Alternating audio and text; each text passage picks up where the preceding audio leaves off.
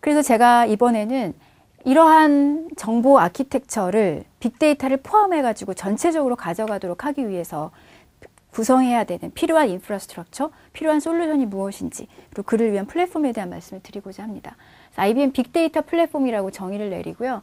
이 빅데이터 플랫폼은 크게 보면 4가지 정도로 구성이 되어져 있습니다. 그래서 그 첫 번째가 기존의 원래 이제 전통적인 방식의 데이터 웨어하우스, 여기에 해당하는 것이 이제 여기 왼쪽에 보시는 MPP 데이터 웨어하우스에 해당하죠. IBM 스마트 애널리틱 시스템이나 아니면 네티자와 같은 그러한 기술들에 해당이 되는 것이고요. 그 다음에 이제 하둡이라고 하는 기술, 이제 이것은 여기 오른쪽에 보시는 것처럼 인포스피어 빅인사이트를 통해서 하둡은 오픈소스인데 이를 기반으로 해가지고 비정형 대용량 데이터들에 대한 관리와 분석을 할 수 있도록 하는 이제 그러한 기술 요소가 될 것 같고요. 스트리밍 컴퓨팅이라는 게 또 하나의 요소가 될 수 있겠죠. 그래서 이러한 부분들은 여기 아래쪽에 보시는 것처럼 스트림 컴퓨팅을 할 수 있도록 하기 위한 인포스피어 스트림즈가 여기에 자리 잡을 수 있는 것이고요.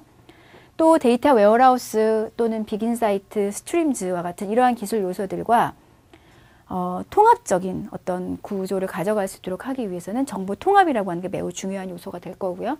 그래서 인포메이션 인티그레이션 영역으로 해가지고는 인포스피어 인포메이션 서버라고 하는 그런 또 테크놀로지를 가지고 있습니다. 그래서 빅데이터를 정말 잘하기 위해서, 즉 기존의 기업의 정보 아키텍처 안에 빅데이터까지를 잘 포함을 해서 전체적으로 연계된 분석을 잘 할 수 있도록 하기 위해서 IBM의 빅데이터 플랫폼은 여기 화면에 보시는 것 같은 4가지를 근간으로 준비를 했다라고 보시면 되고요. 당연히 그 밑바닥에는 시스템 관리하는 부분이라던가 아니면 시큐리티를 관리하는 가디움과 같은 솔루션이라던가 아니면 그리고 거버넌스와 관련한 부분, 그리고 더 크게 보면 그게 이제 애널리틱 솔루션까지를 포함하는, 이렇게 해서 전체적으로 엔드 투 엔드로 빅데이터를 관리하고 처리하고 분석할 수 있는 그러한 플랫폼을 제공을 하게 되겠습니다. 그 중에서 이제 저희가 이제 이번 강의에 이어서 또 후속으로 준비되어져 있는 것들이 이제 인포스피어 빅 인사이트라던가 또는 그 이후에 인포스피어 스트림즈에 대한 설명을 들으시게 될 텐데, 빅 인사이트는 간단하게 하둡 기반의 빅데이터를 관리하고 저장하고 분석하는 환경을 제공하는 솔루션이고요. 가장 작게는 하둡이라고 하는 오픈소스를 기반으로 하고요. 그 다음에 그거를 베이직한 에디션으로 만들어서 프리웨어로 사용하실 수 있는 버전이 있고요. 거기에 여러 가지 엔터프라이즈급에서 활용하실 수 있도록 여러 가지 액세스 컨트롤이라든가 시큐리티라든가 가용성이라든가 이런 것들을 보완을 해서 만들어 놓은 엔터프라이즈 에디션을 가지고 있습니다. 또 스트림즈 역시 빅데이터의 실시간 분석을 위한 플랫폼이라고 볼 수 있고요. 역시 이 부분에 대해서도 별도의 강의를 통해서 설명을 더 상세히 들으실 수 있을 것이라고 생각이 됩니다. 다음은 빅데이터에 대한 유즈 케이스인데요. 사실은 빅데이터라고 하는 분야가 제가 앞에서부터 세상의 변화와 함께 스마트 플래닛 그리고 이어서 빅데이터의 정의를 내리면서 그리고 그것을 준비하기 위한 정보 아키텍처에 대한 소개를 드렸는데, 이 빅데이터라고 하는 것은 어떤 인더스트리이든 어떤 기업이든지 간에 다 해당 사항이 있는 그런 것이죠. 왜냐하면 그 세상의 변화를 비껴가는 기업은 없을 거고요. 또 그 많은 양의 데이터들을 정말 그 속에서 통찰력을 얻어서 뭔가 경쟁 우위를 위해서 활용하지 않으면 모두들 다 뒤처질 수밖에 없기 때문에 어떤 인더스트리에도 다 해당이 된다라고 볼 수가 있고요. 그래서 이제 IBM이 얘기하는 빅데이터의 어떤 가장 대표적인 유즈 케이스 사례로서 말씀드릴 수 있는 것은 왓슨입니다.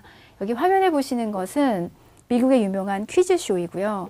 이 퀴즈쇼에 IBM에서 왓슨 프로젝트로 해서 왓슨이라고 하는 컴퓨터가 이 다른 그 퀴즈 대회에 나간 다른 사람들과 함께 대결을 벌였습니다.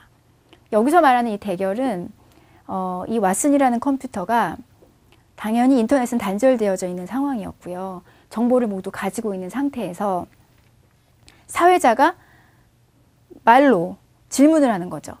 그 퀴즈를 내는 거고요. 그러면 왓슨은 그 자연 언어를 이해를 해야 되죠, 우선. 그리고 이해를 한 후에 그것에 맞는 정보를 찾는 거죠. 분석을 하는 거죠. 그리고 그것을 다른 경쟁자가 답을 하기 전에 예를 들면 3초 이내에 먼저 부조를 눌러서 답을 맞춰야 되는 이런 상황이었습니다. 당연히 왓슨이 이겼어요. 근데 사실은 여기 안에 보면 빅데이터 기술이 그야말로 다 녹아져 있는 거죠. 방대한 양의 데이터를 가지고 있었고요. 그거를 비정형 음성, 보이스를 인식을 해서 그 많은 양의 데이터에서부터 정보를 빨리 찾아서 바로 답변을 하는 이러한 기술이었던 거죠. 그래서 이 왓슨이라고 하는 컴퓨터가 예를 들면 빅데이터의 활용이라고 하는 것을 매우 대변해 주고 있고요. 각 기업에서 왓슨과 같은 컴퓨터를 한 대씩 가지고 있다라고 한번 생각해 보죠. 즉, 빅데이터 플랫폼을 제대로 구축한다라고 한번 가정을 해본다면 우리 기업이 앞으로 어떻게 해야 하는지, 내가 어떤 의사결정을 내려야 하는지에 대한 질문을 던지면 거기에 대한 답변을 이 빅데이터 플랫폼에서부터 받을 수 있는 이제 이러한 구조가 될 수 있다는 거고요. 그래서 다양한 종류의 유즈 케이스들이 있을 수 있습니다. 그래서 여기 화면에 보여드리는 내용은 그 중에 일부의 예들에 해당이 되죠. 특히 많은 양의 데이터들, 그리고 정형화되지 않은 종류의 데이터들을 어떻게 각 인더스트리에서 활용하느냐라고 하는 것들을 좀 말씀을 드리고 있고요. 그것이 파이낸셜 서비스 인더스트리, 금융업계에서도 활용이 될 수가 있고요.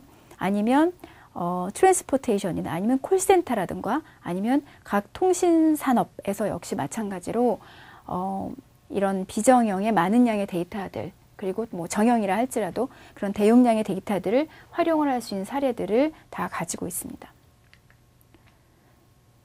또 한 측면에 이제 그 사례들이 스트리밍 쪽이죠. 그러니까 데이터들이 지속적으로 발생을 하고 있고 그 데이터들을 발생하면서 같이 뭔가 분석하고 액션을 취할 수 있는 이런 종류의 어떤 유즈 케이스들이고요. 역시 액션으로 바로 연결될 수 있도록 하기 위한 다양한 사례들을 가지고 있습니다. 그 중에 이제 헬스케어나 이제 라이프 사이언스 쪽의 예들을 보면 우리 실생활하고도 매우 밀접한 관련들이 있어요. 그래서 어떤 중환자실이나 그래서부터 그 다양한 의료기기로부터 나오는 정보들을 스트리밍 데이터들이죠. 그러한 디바이스들로 나오는 정보들을 바로바로 가져다가 어떤 모니터링이라던가 분석을 함으로 해가지고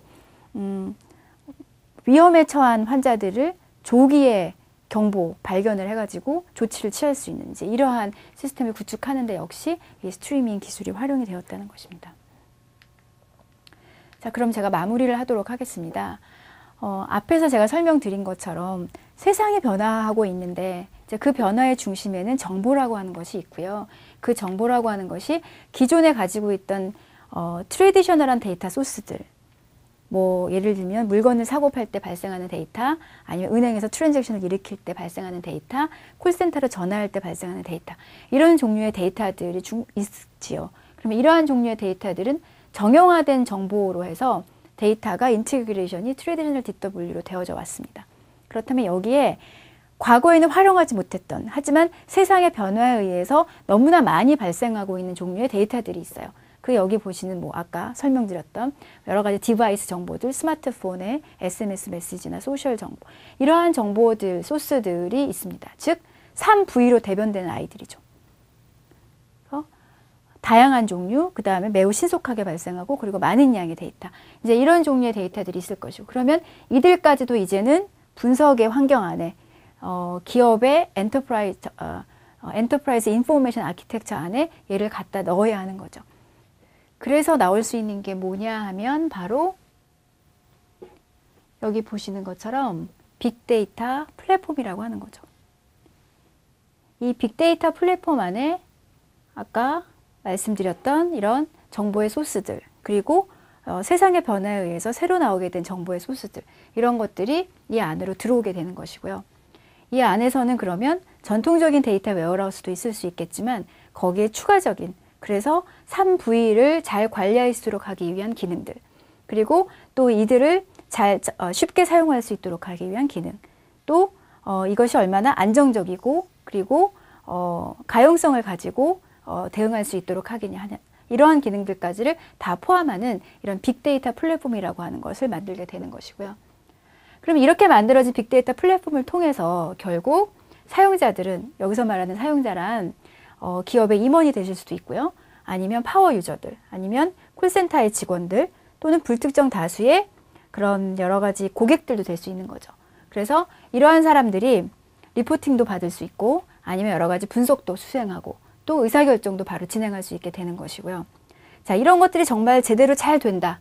즉, 정보의 소스들에서부터 정보들이 잘 관리가 되고, 이를 통해서 분석을 잘해서 중요한 사용자들에게 전달이 될 수 있다고 하면, 결국 그것이 이 비즈니스에 더 나은 아웃풋들을 만들어낼 수 있을 것이고요. 이것이 기업의 경쟁력 확보에 매우 중요한 부분이 될 것이라고 확신을 합니다. 여기까지 제가 2012년 빅데이터의 트렌드와 IBM의 빅데이터 플랫폼에 대한 설명을 드렸습니다. 감사합니다.